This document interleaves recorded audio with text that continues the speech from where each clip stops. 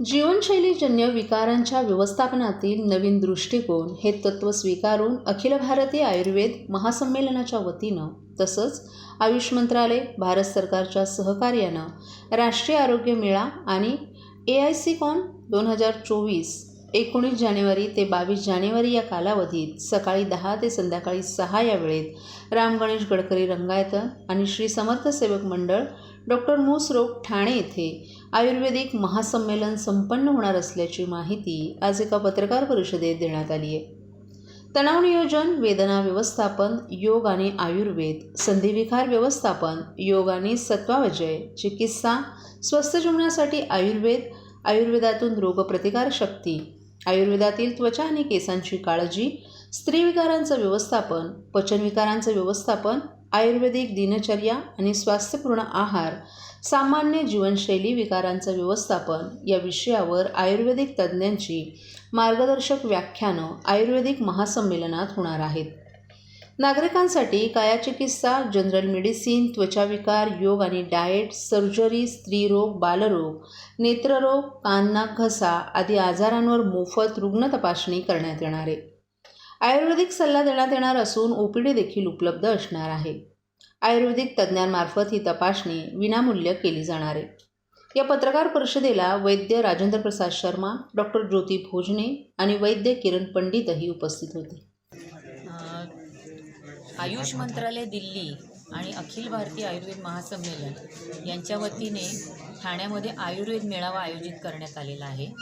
आयुर्वेद मेळाव्यामध्ये 2 प्रकारच्या गोष्टी घडणार आहेत. एक म्हणजे सर्व आयुष डॉक्टरांसाठी विविध प्रकारची व्याख्यानं आणि मार्गदर्शनपर इतर गोष्टींचा आम्ही ओवापोवा करणार आहोत. त्यासाठी गडकरी रंगायतन इथे 19, 20, 21 अशा प्रकारे 3 दिवस सेमिनार्स आयोजित केली जाणार आहेत आणि त्याच्याबरोबरच समर्थ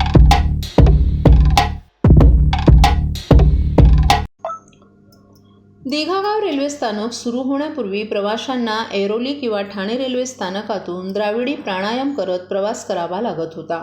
अनेक वेळाला रिक्षानं ऐरोली, ठाणे रेल्वे स्टेशन गाठावं लागत असल्यानं प्रवाशांची आर्थिक पिळवणूकही होत होती. परंतु दिघा स्थानकामुळे आता हा प्रवास अधिक सुखकर झालाय. परंतु या स्थानकातील त्रुटी भविष्यात त्रासदायक ठरणार आहेत.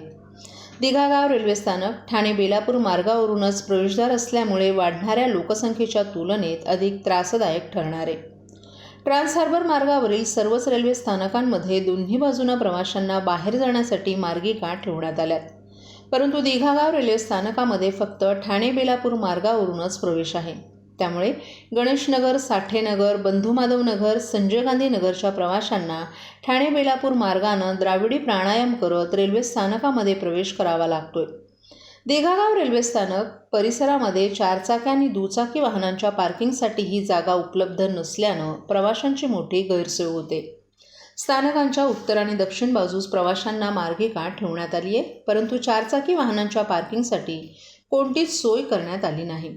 तर रेल्वे स्थानकाच्या आवारामध्येच वाहनांच्या पार्किंगसाठी सोय करण्यात आली नाही. दुचाकींसाठी ही पार्किंगची सोय करण्यात येणार असल्याचा दावा केला जातोय, परंतु सद्यस्थितीत पार्किंगसाठी जागा नसल्यामुळे प्रवाशांची मोठी गैरसोय होत आहे.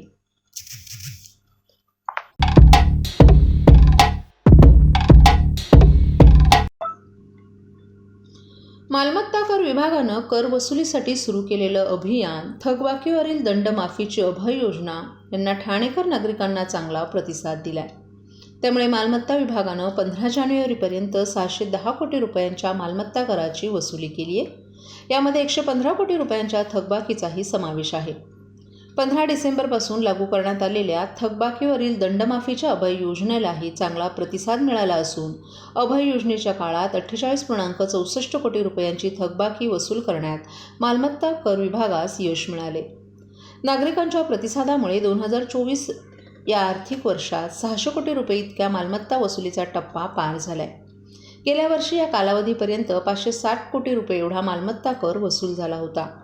अर्थसंकल्पीय अंदाजानुसार मालमत्ता करातून मार्च 2024पर्यंत एकूण 792 कोटी रुपये वसूल करण्याचं उद्दिष्ट ठेवण्यात आले. काही करदात्यांनी अद्यापपर्यंत आपला कर महापालिकेकडे जमा केला नाही. मालमत्ता कराची देयकं विहित पद्धतीनं मालमत्ताधारकांकडे पोहोचवण्यात आली असून विहित मुदतीत आपला मालमत्ता कर भरणं आवश्यक आहे. ठाणेकर घरबसल्या ऑनलाईन पद्धतीनंही कर भरणा करू शकतात. त्यामुळे त्यांनी या सुविधेचा अवश्य लाभ घ्यावा असं आवाहन महापालिका प्रशासनाच्या वतीनं करण्यात आले.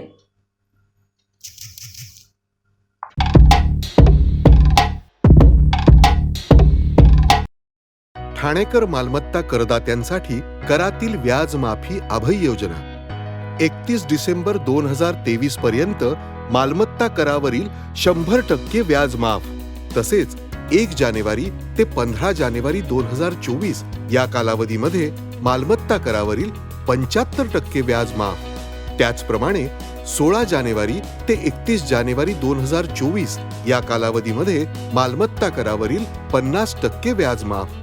तरी सदर व्याज माफीच्या अभय योजनेचा ठाणेकर करदात्यांनी लाभ घ्यावा. महानगरपालिकेच्या कोणत्याही संकलन केंद्रावर कर भरण्याची सोय आहे. ATM, डेबिट, क्रेडिट कार्डद्वारे कर भरण्याची सुविधा उपलब्ध करून देण्यात आली आहे. सोमवार ते शनिवार या दरम्यान सकाळी 10:30 ते सायंकाळी 5 वाजेपर्यंत संकलन केंद्राची वेळ असून करदात्यांच्या सोयीसाठी रविवारी संकलन केंद्र सकाळी 10:30 ते दुपारी 1:30 वाजेपर्यंत सुरू ठेवण्यात येत आहे. यासोबतच ठाणे महानगरपालिकेच्या propertytax.thanecity.gov.in या संकेतस्थळावर ऑनलाईन पद्धतीने मालमत्ता कर भरण्याची सुविधा उपलब्ध करून देण्यात आली आहे. तसेच गुगल पे, फोन पे, पेटीएम आणि भीम ॲपद्वारे आपला कर सुलभतेने जमा करू शकता. ठाणे महापालिका क्षेत्रातील सर्व करदात्यांना विनंती आहे की आपण या व्याज माफी अभय योजनेचा जरूर लाभ घ्या आणि आपला मालमत्ता कर लवकरात लवकर महापालिकेमध्ये जमा करून महापालिकेस सहकार्य करा. धन्यवाद.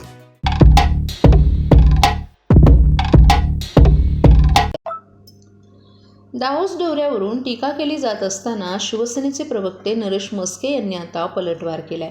उद्धव ठाकरे हे जेव्हा मुख्यमंत्री होते त्यावेळेस त्यांची प्रकृती खालावली होती. त्यांच्यावर शस्त्रक्रिया देखील झाली होती. परंतु अशा परिस्थितीत त्यांनी त्यांच्या सोबत असणं आवश्यक असताना ते दावोसला काय करत होते, दौरा संपल्यानंतरही ते कोणाबरोबर बर्फात मौज मजा करीत होते हे त्यांनी जाहीर करावं असा सवाल नरेश मस्के यांनी उपस्थित केलाय. मुख्यमंत्री एकनाथ शिंदे हे सध्या दावोस दौऱ्यावर आहेत. परंतु या दौऱ्यावरून उद्धव आणि आदित्य ठाकरे यांच्याकडून टीका केली जाते. या टीकेला मस्के यांनी प्रत्युत्तर दिले. वास्तविकतः त्यावेळेस दावोस दौऱ्याला उद्योगमंत्र्यांनी जाणं आवश्यक असताना पर्यटन मंत्री का गेले असा सवालही त्यांनी केलाय. त्यामुळे आदित्य ठाकरे यांचा स्मृतिभ्रंश झाल्याचंही त्यांनी सांगितलं. लहानपणी खाऊसाठी ते भांडायचे तसे तेव्हा मुख्यमंत्र्यांच्या मागे लागून ते दावोसला गेले होते अशी टीकाही त्यांनी केली आहे.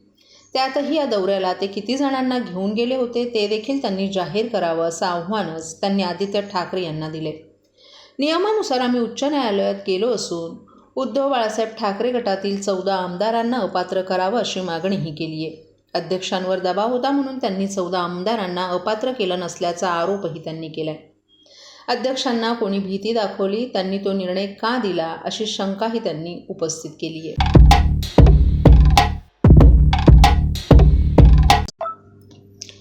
अयोध्येत प्रभू श्री रामचंद्राचा प्राणप्रतिष्ठापना सोहळा येत्या 22 जानेवारी रोजी पार पडत असताना स्वित्झर्लंडमध्ये हा क्षण अत्यंत श्रद्धापूर्वक साजरा करण्यात येणार आहे. या निमित्तानं येथे अनेक धार्मिक उपक्रमांचं आयोजन करण्यात आलं असून त्याचं निमंत्रण मुख्यमंत्री एकनाथ शिंदे यांनाही देण्यात आले. स्वित्झर्लंडमधील दावोस शहरात येत्या 15 ते 20 जानेवारी दरम्यान आयोजित करण्यात आलेल्या जागतिक आर्थिक परिषदेला उपस्थित राहण्यासाठी मुख्यमंत्री एकनाथ शिंदे आज स्वित्झर्लंड येथे पोहोचले. यावेळी येथील बृहन्महाराष्ट्र मंडळाच्या सदस्यांनी विमानतळावर पारंपरिक पद्धतीनं जल्लोषात मुख्यमंत्र्यांचं स्वागत केलं. यासोबतच बृहन्महाराष्ट्र मंडळ स्वित्झर्लंड आणि हिंदू स्वयंसेवक संघाच्या वतीनं राम मंदिराची प्राणप्रतिष्ठापना होईपर्यंत पुढील आठवड्यावर अनेक कार्यक्रमांचं आयोजन करण्यात आले.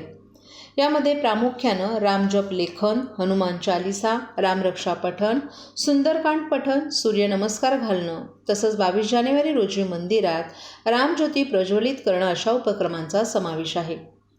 दावोस दौऱ्यासाठी पोहोचताच मुख्यमंत्री एकनाथ शिंदे यांना स्थानिक मराठी बांधव भगिनींनी या सोहळ्याचं निमंत्रण दिलं. तसंच 22 जानेवारी रोजी राम मंदिर प्राण प्रतिष्ठापना सोहळ्यात सहभागी झाल्यावर त्यांचीही सेवा प्रभू श्रीरामाच्या चरणी रुजू करावी अशी विनंती केली. या विनंतीचा स्वीकार करून त्यांनी दिलेल्या निमंत्रण पत्रिकेचा शिंदे यांनी स्वीकार केलाय. यावेळी राज्याचे उद्योगमंत्री उदय सामंत तसंच बृहन्महाराष्ट्र मंडळ स्वित्झर्लंडचे सर्व सदस्यही उपस्थित होते.